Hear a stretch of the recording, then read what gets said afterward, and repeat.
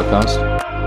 It is week 47 of 2023, Sunday the 26th of November.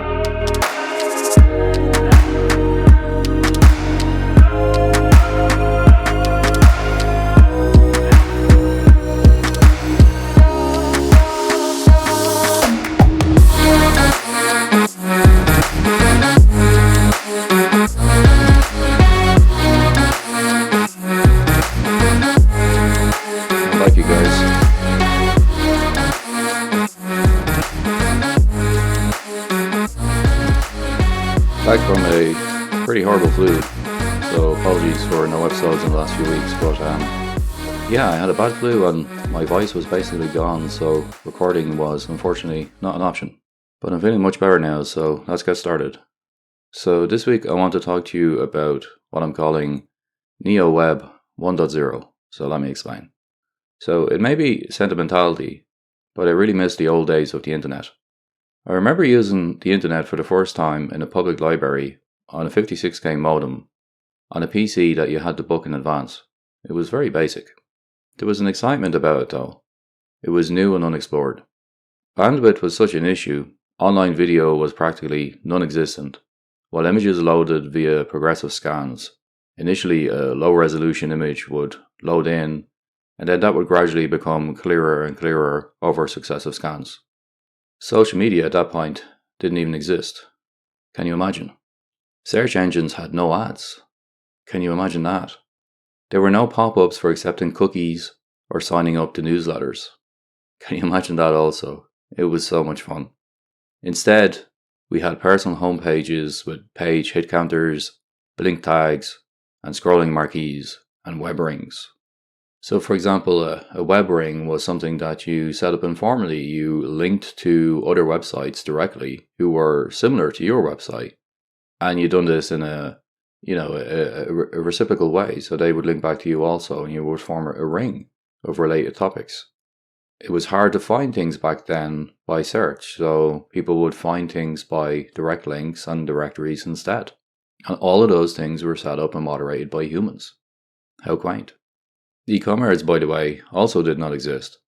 I can clearly remember when people were paranoid about sharing their credit card details online for fear of being ripped off. People thought the craziest thing you could do would be to give your credit card details to a stranger on a website. What if they charge something to my account? What if the goods don't arrive? There was so much paranoia and fear because it was new and it involved money and transactions, and that was kind of scary. So they had to be educated. I literally remember there being advertisements on TV explaining to people to look out for the padlock symbol on their browser, which indicated that SSL was enabled, it was a secure connection between their browser and the shopping cart that they were making the purchase from, and not to put in your credit card details unless you saw the padlock.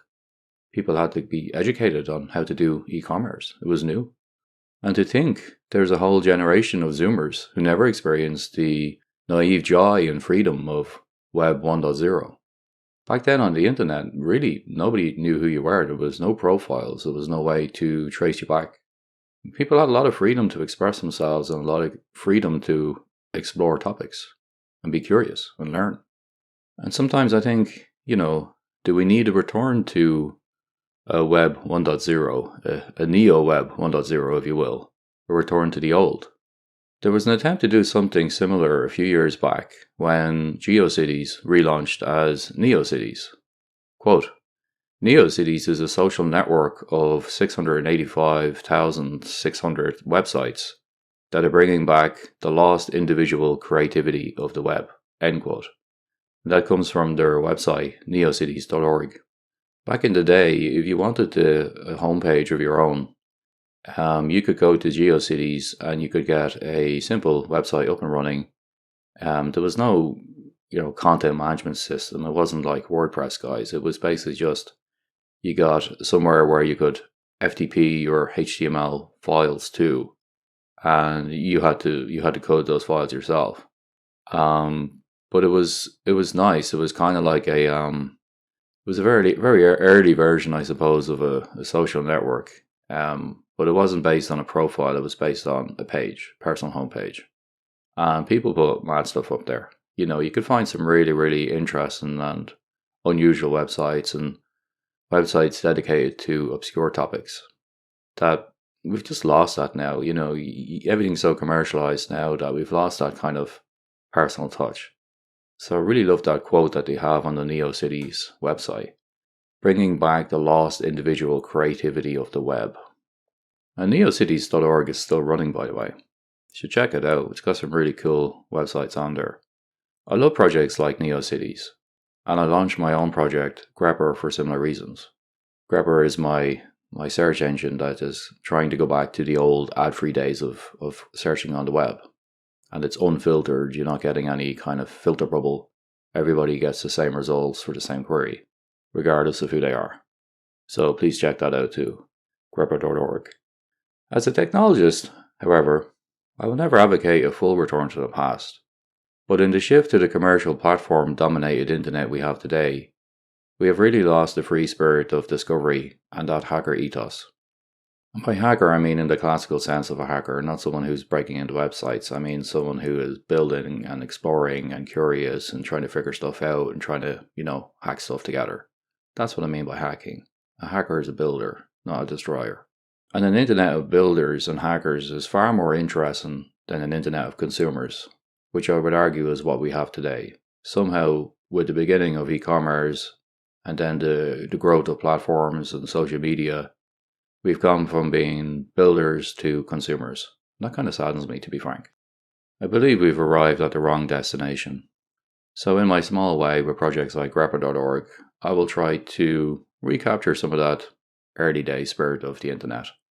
And I would hope that anybody who's listening would join in the effort. And let's collectively try to create a small niche corner of the internet. Let's say we call it NeoWeb 1.0, where we all collectively reminisce and get sentimental about the good old days. So what else am I working on recently since we last caught up?